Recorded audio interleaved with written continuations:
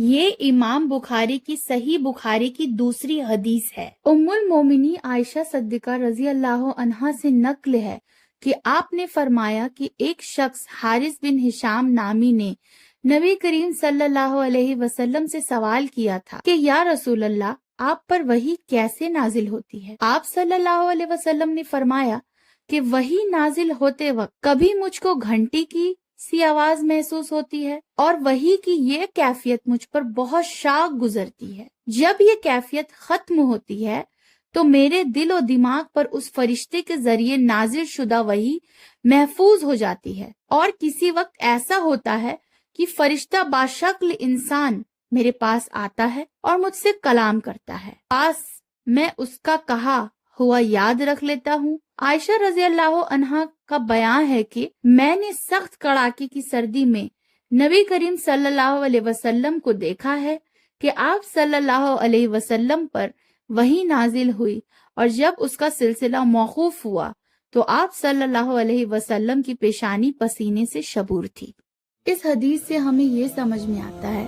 کہ رسول اللہ صلی اللہ علیہ وسلم پر کس طرح سے وحی نازل ہوتی تھی۔ پہلے تو انہیں گھنٹی کی آواز سنائی دیتی تھی، اور دوسرا کہ کبھی کبھی فرشتے اپنی اصل شکل میں آتے تھے، کبھی کبھی کسی انسانی شکل میں آتے تھے۔ مگر غور فرمانے والی بات یہ ہے کہ کبھی بھی دن میں، رات میں کوئی کام کرتے ہوئے یا اکیلے بیٹھتے وقت رسول اللہ پر وحی نازل ہو جاتی تھی۔ انہیں پہلے سے کچھ بھی پتہ نہیں ہوتا تھا کہ وحی کب آنے والی ہے۔ دوسری بات یہ ہے کہ ہمارے رسول اللہ صلی اللہ علیہ وسلم کے دل کو محفوظ بولا گیا ہے۔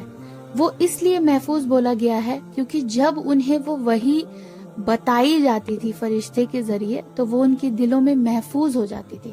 اور اس محفوظ جگہ سے وحی وہ صحابہ اکرام کو سناتے تھے، اور اسی طرح سے یہ وحی کا سلسلہ چالو رہا اور ہمیں ہمارا مکمل قرآن ملا۔ تو ہمیں یہ ڈاؤٹ بھی اپنے دماغ سے کلیئر رکھنا ہے کہ جو قرآن ہمیں اللہ کی طرف سے ملا ہے وہ ایک بہت ہی سیکیورڈ فارم میں ملا ہے، رسول کے دل سے ہر ایک وحی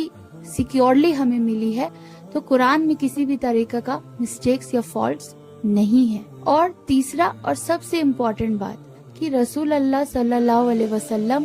ہر ایک وحی کو یاد رکھتے تھے۔ اب ہم لوگ حدیث کے وہ حصے میں آتے ہیں جہاں ماں عائشہ سے روایت ہے کہ انہوں نے کڑاکے کی سردی میں رسول اللہ صلی اللہ علیہ وسلم کے پیشانی مبارک میں پسینہ دیکھا تھا جب ان پر وحی نازل ہوئی تھی۔ تو ہمیں اس سے یہ سمجھ میں آتا ہے کہ وحی کی تاثیر اس طرح سے سخت تھی کہ رسول اللہ صلی اللہ علیہ وسلم کی پیشانی مبارک میں پسینہ آ گیا۔ رسول اللہ پر بہت زیادہ کیفیت گزری ہے، بہت شدت سے انہوں نے تمام وحی کو اکٹھا کیا ہے، قرآن کو یاد کیا ہے، اور ہمیں ایک مکمل کتاب قرآن کے طور پر دی ہے۔ سورہ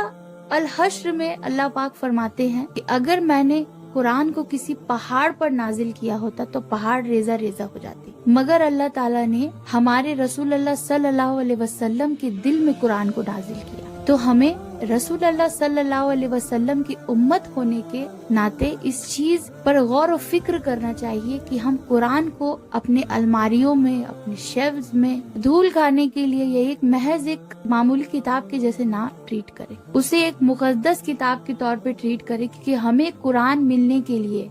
رسول اللہ صلی اللہ علیہ وسلم نے اور ہمارے تمام نبیوں نے اور رسول نے بہت شدت، بہت کچھ جھیلا ہے تاکہ آج ہمیں یہ کتاب مل سکے، اللہ کا کلام مل سکے۔ تو آپ سب اور میرے ساتھ اس چینل میں بنے رہیں، ہم آگے اور بھی بہت سارے حدیث ڈسکس کریں گے۔ السلام علیکم ورحمۃ اللہ وبرکاتہ۔